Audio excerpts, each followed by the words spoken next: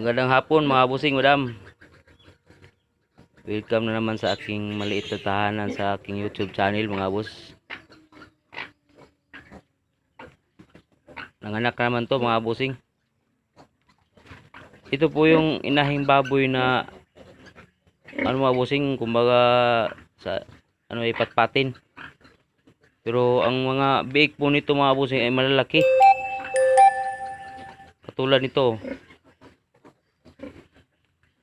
Siguro nakita nyo na po yung yung unang video ko dito na yung may caption na payat na inahin tapos malaki yung yung biik. Ito rin yun mga busing. Ang katawan niya ay yung hindi na payat.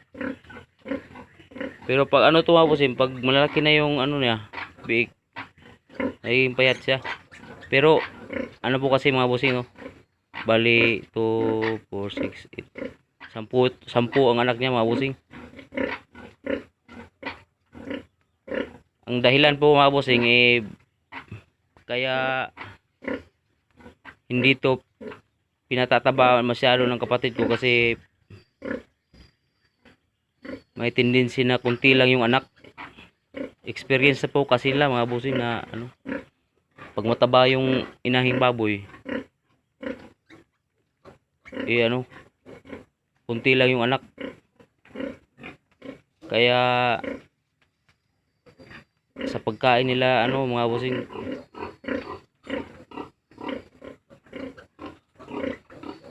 sa pagkain sila nila mga busing, kaya yung hindi naman tinitipid pero mga busing, yung may disiplina sa pagkain ba.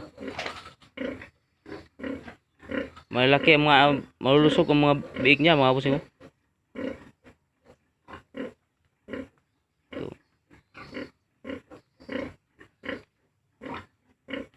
Tapos maraming gatas.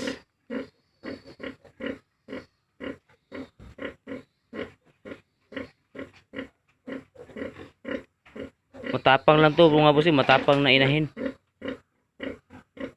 Pag nanganak to, hindi malapitan pag nanganak. Nangangagat. Kaya ito, malaki yung kulungan niya. Ito.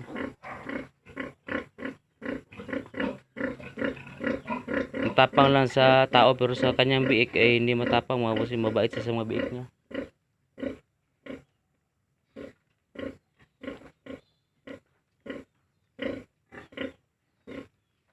Ito namang isa mga busing, ngayon lang to ay kahapon lang pinanganak mga busing ito.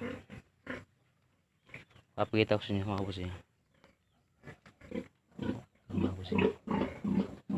Kahapon lang to inanak mga busing. 13 anak mga busing. Ito po yung inahin.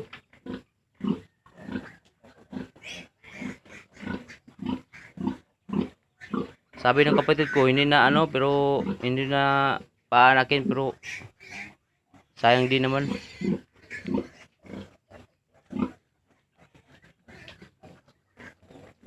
Marami siyang anak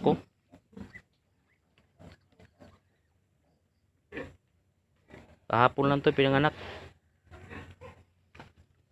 13 anak mga busing.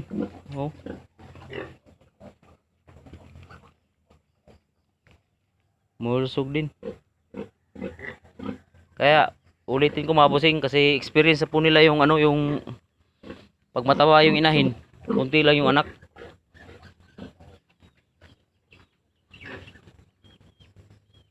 Kaya hindi gaano pinatataba nila yung inahin.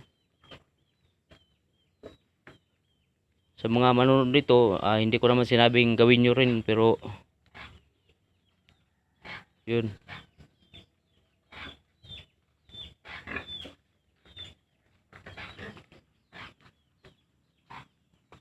Kayo na po ang bahala mga busing pag anong discarding gagawin nyo. Ito po yung inahin na bago lang ihiniwalay yung kanyang anak, yung malalaking mga biik.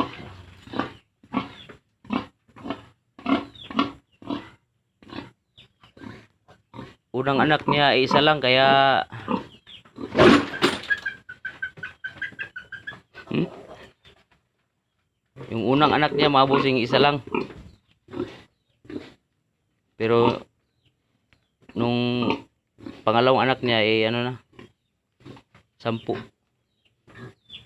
Kaya kung mayroon kayong mga inahing baboy na yung kunti lang yung anak, huwag nyo ibenta mga bossing. Huwag nyo agad ibenta. Baka sa susunod na mga anak siya ay marami na.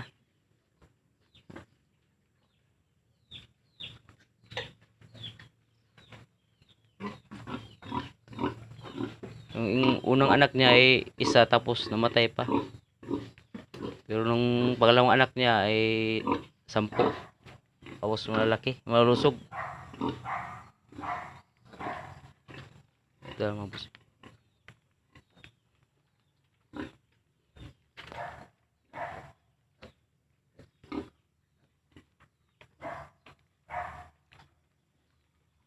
Nung yung unang biik nito mga bossing ay yung nakabili ito ang tuwa kasi ano raw yung mga biik, yung mga baboy nila ay malakas kumain tapos ano yung tubo mabilis yung tubo nila malalaki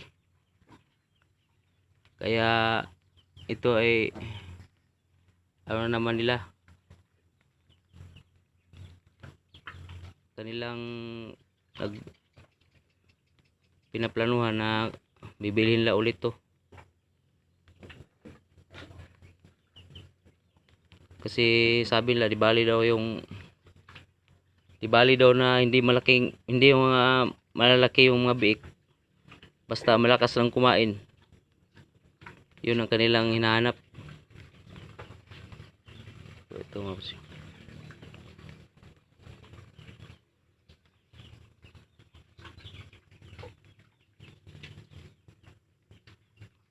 Kaya kung mag-aalaga kayo ng siguro pero sa pagkain din niya mga bossing sa pagpapakain din kaya sabi nila nasa kamay daw yun ng taong malaki yung baboy pero siguro sa pagkain din mga bossing.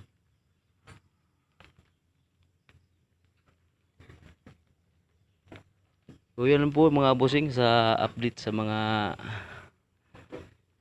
pag-aalaga ng hayop dito sa amin. Salamat sa panonood. Ingat po kayo mga bossing, ingat po kayo lagi. Maraming salamat mga bossing budam.